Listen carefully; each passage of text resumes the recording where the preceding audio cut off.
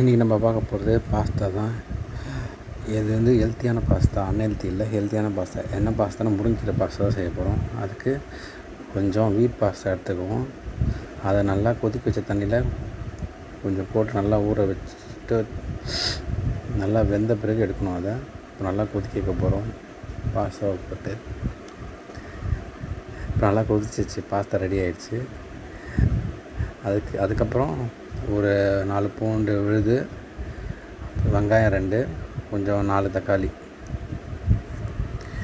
அரைச்சி ஊற்ற போகிறேன் நான். கொஞ்சம் முருங்கைக்கீரை தேவையான அளவு எடுத்துக்கணும். இதை வந்து சீஸில் போட்டு கார்லிக்கை நல்லா கொஞ்சம் ட்ரை பண்ணிடணும்.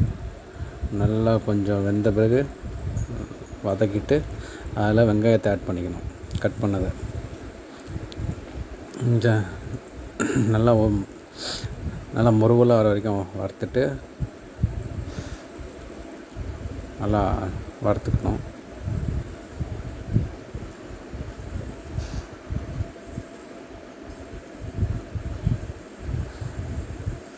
நல்லா வறுத்துட்டு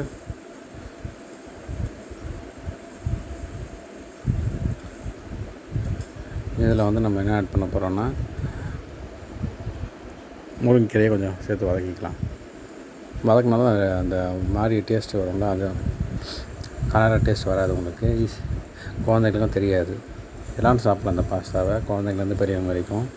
ஹெல்த்தியான பாஸ்தா தான் முருங்கைக்கீரை பாஸ்தா. முருங்கைக்கீரையை நல்லா வதக்கிக்கணும். நல்லா வதக்கிட்டு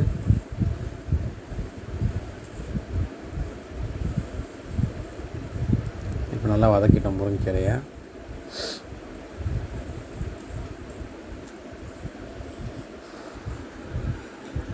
இதை வந்து நம்ம மிக்சியில் போட்டு அரைச்சிட வேண்டியது தான். முருங்கைக்கீரையை அரைச்சி அதில் ஊற்றிட வேண்டியது தான். இப்போ ஏற்கனவே போட்டிருக்க தக்காளி அரைச்சிடுவேன், அதையும் கொஞ்சம் ட்ரை பண்ணிக்கணும். ரெண்டுத்தையும் பேஸ்ட் மாதிரி அரைச்சி வச்சுக்கலாம், ஈஸியாக இருக்கும் நமக்கு. நல்லா முருங்கைக்கீரை வதங்கிடுச்சு.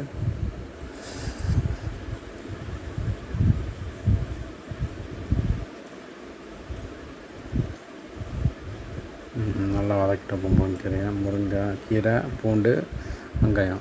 இதுக்கப்புறம் நம்ம அரைச்சி வச்சுருக்க தக்காளியை கொஞ்சம் வதக்கிக்கலாம் நல்லா.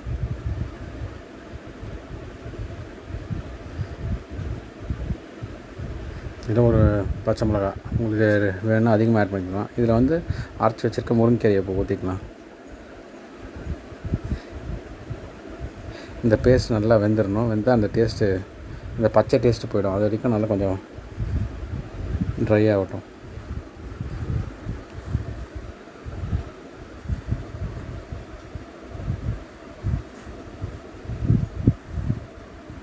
இப்போ ட்ரை ஆகிடுச்சு. இதில் வந்து நம்ம கொஞ்சம் சால்ட் சேர்த்துக்கலாம் தேவையான அளவு.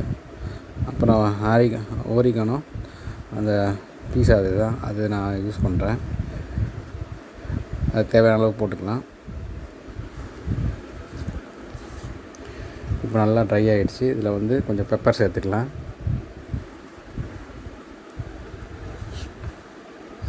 இப்போது நம்ம நல்லா வெந்த பாஸ்தாவை இதில் ஆட் பண்ணிக்கலாம்.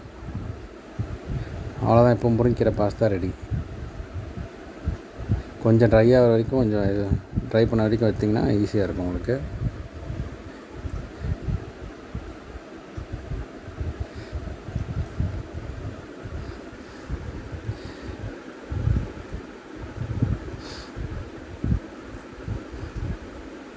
இதை நீங்கள் பசங்களுக்கு கொடுத்தா அவங்களுக்கு டேஸ்ட்டே தெரியாது. முருங்கைக்கீரை டேஸ்ட்டே நல்லாயிருக்கும். பாஸ்தா விரும்பி சாப்பிடுவாங்க. ஏன் நம்ம கூட சாப்பிட்லாம்.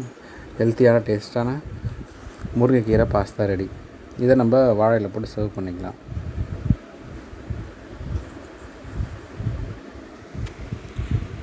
தேங்க்ஸ் ஃபார் வாட்சிங். சப்ஸ்கிரைப் பண்ணுங்கள் என் சேனலை. தேங்க்யூ.